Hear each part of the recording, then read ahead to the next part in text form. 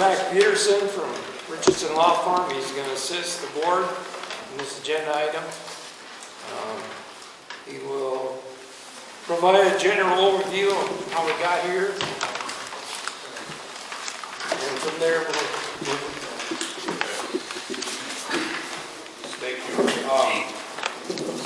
In October, on October 14th, 16th, and 17th, there were a total of 5 complaints submitted to the zoning officer relating to this conditional use permit.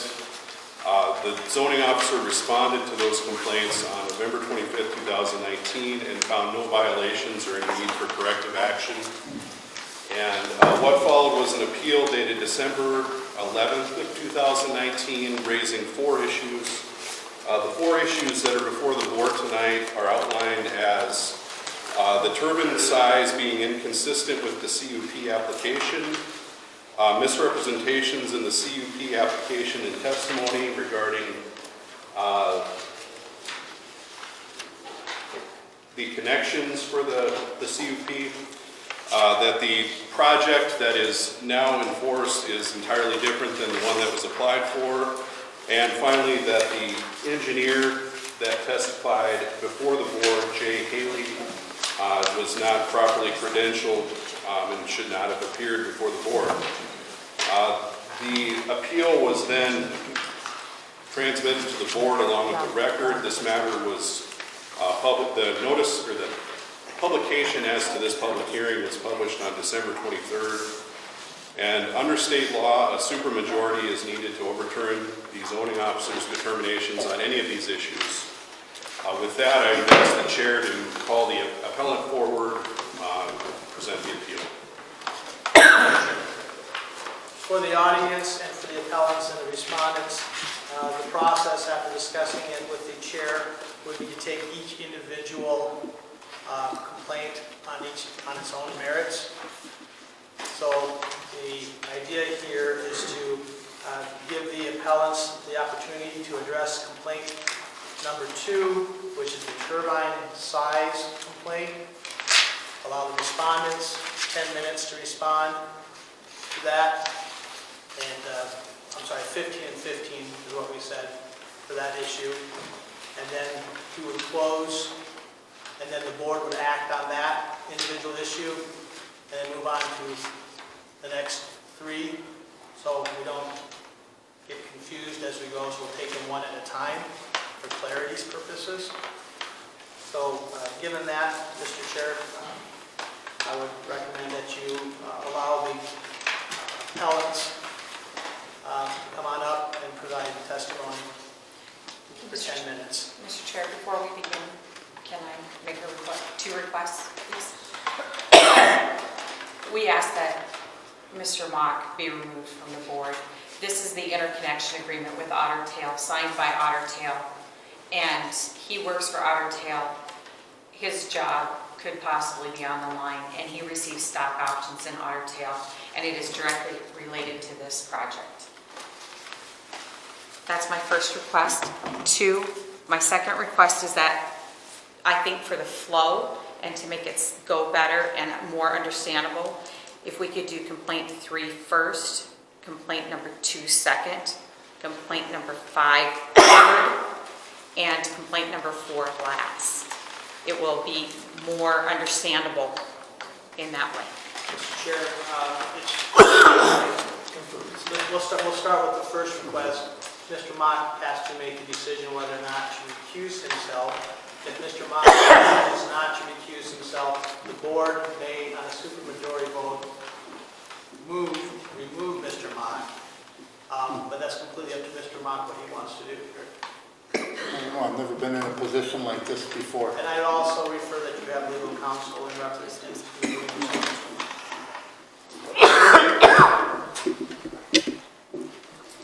What do I do? It's your call to make. I You've heard the disclosure about the I work for Big Stone Plant. Otter Tail, which is owned by Otter Tail. I work for a coal-fired power plant.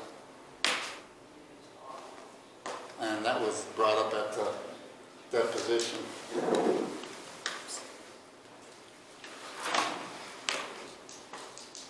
Mark, you got any make it easier. You have to make a determination whether you feel that you can be fair and impartial here. Yeah, and I have been that way through the whole, I believe. If it pleases the board, I'm not for wind. Our plant is at 200 megs right now because the wind's blowing. Okay? So I'm doing what I feel when I took the oath as a commissioner that I was to do what is right for Grant County.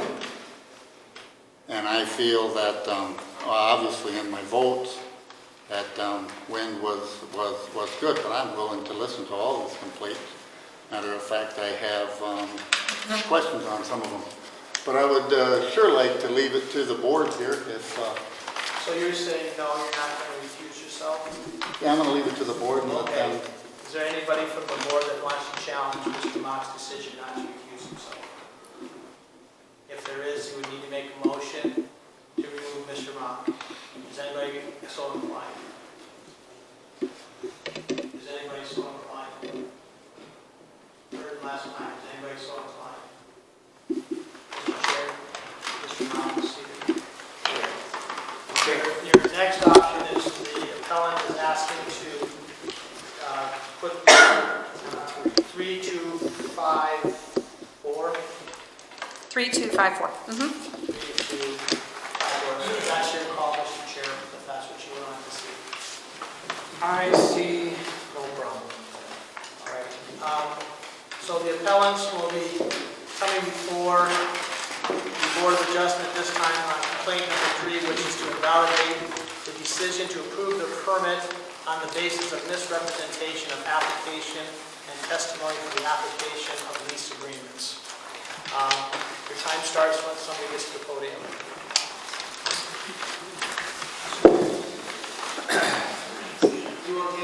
I'll give you the high sign for 2 minutes. I'll give you the high sign 2 and the high sign 1.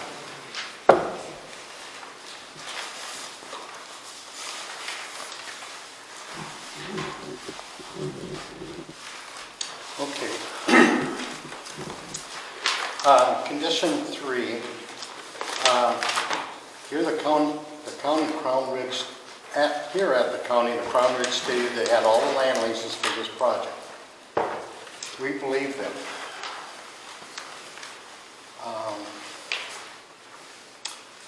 And Cheryl Thompson contacted me about what's going on with the wind project. She said they didn't have land signed up and they were listed as participators. So she directed me to John and Jamie, her sons, to talk about that. They submitted signed and notarized affidavits stating they were not and did not want to be participators. Crown Ridge has no right to trespass on their property, she said. On 3/5/19, James Thompson wrote to Russ Lloyd at NextEra that the map was wrong. On 3/15/2019, they renewed an application to Grant County, knowing full well they did not have the Thompson land. We understand that zoning officer cannot overturn the Board of Adjustment. Now that you have this information, you do, as a Board of Adjustment, have the authority to overturn a decision. And we are notifying you today that they know they did not have those leases. They knew it when they stood in front of the Board of Adjustment and said they had them. They knew they did not. There's no time limit to revoke the permit when you do not know of the misrepresentation at the time.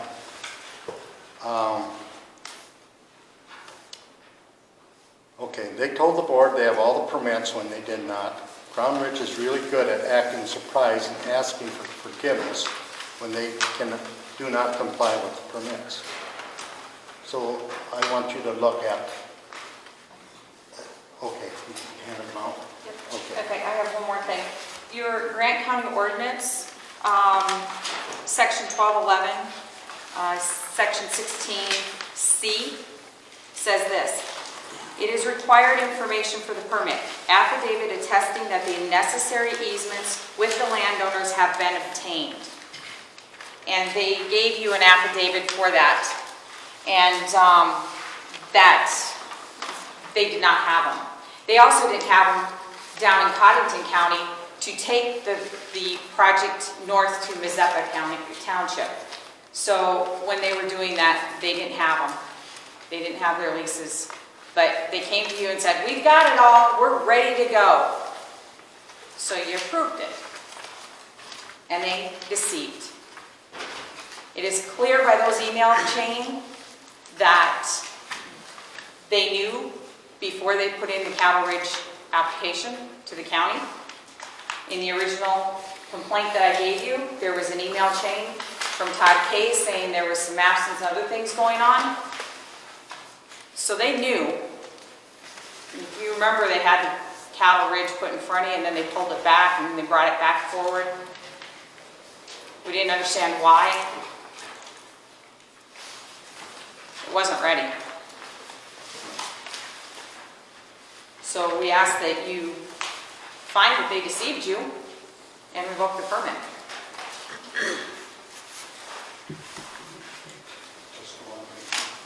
No, they have to vote. Is that it? That's it. We're going to have the respondents, Crown Ridge, Cattle Ridge, and Xterra.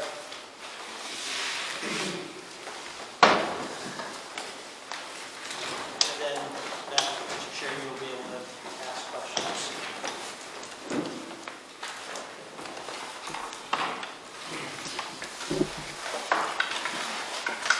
Miles Schumacher, South Dakota Local Counsel for Crown Ridge Project. Thank you for the opportunity to address the Commission on these issues.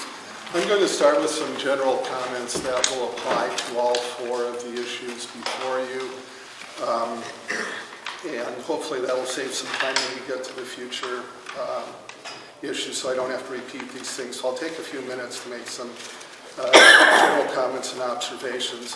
First of all, you have before you the response of your zoning officer that is well-researched, well on point, and completely accurate. Even if the allegations here are true, and we certainly do not concede it, none of it establishes a violation of the conditional use permit. There is nothing in those allegations that is a violation of a permit. There's nothing in those allegations that's a violation of any ordinance. There's nothing in those allegations that's a violation of any state statute. What's going on here today is a backdoor illegal attempt at appealing the conditional use permit. By law, there are two ways that that can be done. One is a motion to reconsider that would have had to have been made at the next meeting of this body after the conditional use permit was granted. The second is an appeal under writ of certiorari to second court, which these complainants have undertaken. The appeal is pending. It's been heard by the circuit court. Decision is pending, has not been issued yet.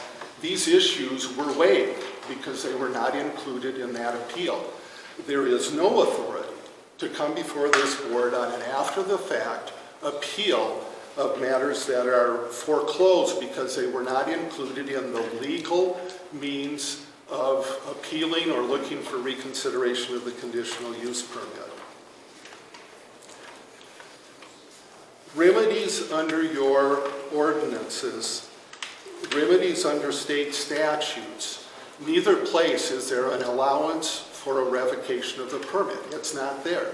I'm not sure where this request is coming from because there's no authority for this body in this kind of a hearing to revoke the permit unless we're talking about a current violation of the conditional use permit, not what happened back at the hearing, and a failure on the part of this party to correct after notice from the zoning officer, and then an injunction attempt to circuit court on the part of the state's attorney after the applicant has refused to correct an existing condition. None of that has happened. We're not talking about an existing condition. We're talking about a backdoor appeal of the complaint. The project is built. The Public Utilities Commission has issued the permit. Obviously, the issue with connected landowners and those things have been resolved to the satisfaction of the Public Utilities Commission. The project's been built, so and in the condition that it's up and running, there's nothing about that that's a violation of any county ordinance, of any state statute, or of the conditional use permit. So there just is no basis here for the remedy that the complainants are asking for at this spot. Mr. Chair, the opportunity now is amongst the appellant to rebut the respondent's remarks. So give you 3 minutes. 3 minutes? Okay. First of all, earlier tonight, Todd Case had mentioned that revocation of the permit on the appeal of Krista. That was already mentioned tonight, so that is a possibility. I'm not denying that we have an appeal on this. We all know we do. We also have one at the PUC, which will be heard this week also. But what he is saying then is fraud is acceptable. Anybody can come in here and tell you anything and lie and get their permit and go do whatever they want. Is this board going to allow that? Because every single one of these tonight is absolutely on deception. 2, none of these were known when we filed our appeal. This is after the fact of that appeal. None of this was known to us then. When a credit card fraud happens 2 years down the road and it's caught, that's when they go to jail. Maybe we should be filing criminal complaints too. Is this board going to allow deception? Because I'm ready to file a few CUPs right now.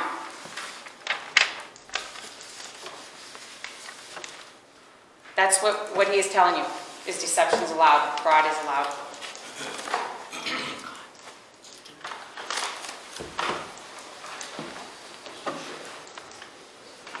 More discussion, opportunity to ask questions of the appellant or the respondent. The board can now ask questions of the appellant or the respondent.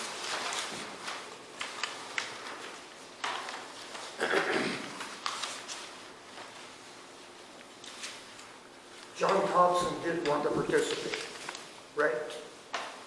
No. He did not want to participate. Did they go on his property and try to put on a wind turbine? Was there any, did they violate anything? They violated our county ordinance that said that they had to give an affidavit that they had all the land, and they did not. And the email chain from John Thompson proves that. And they knowingly did that. They knew before they put the conditional use permit in with the affidavit.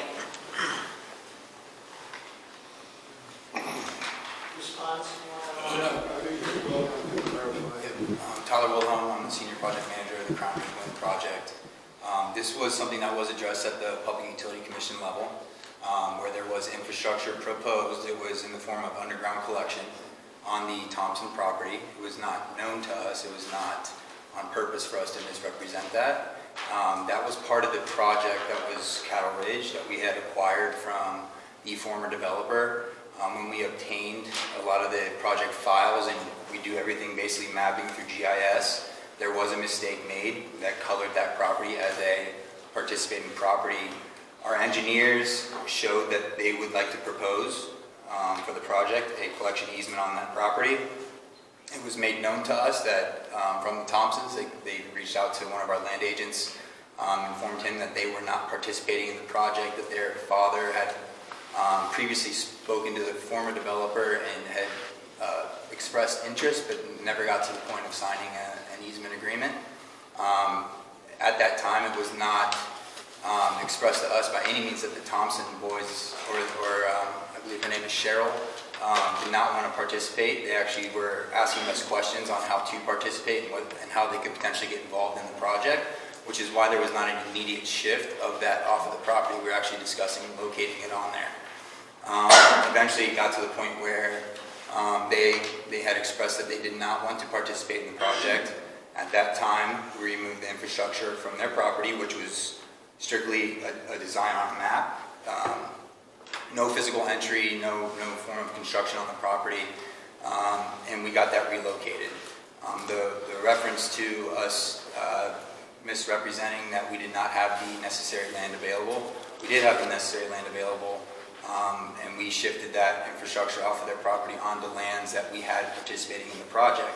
It was just, it was a mistake on our end by proposing that on the property, but we got it resolved and fixed, and we did that in a timely manner. Did the PUC make a ruling on that? Or did you bring that up to? Yes, sir. That was something that was addressed in front of the PUC.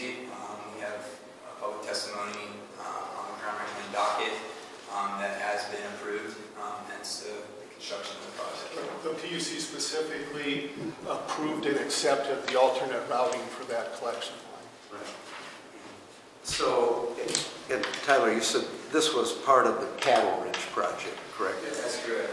And so it looked to me on the documents that were submitted to us that there were no towers planned for the Thompson property, correct?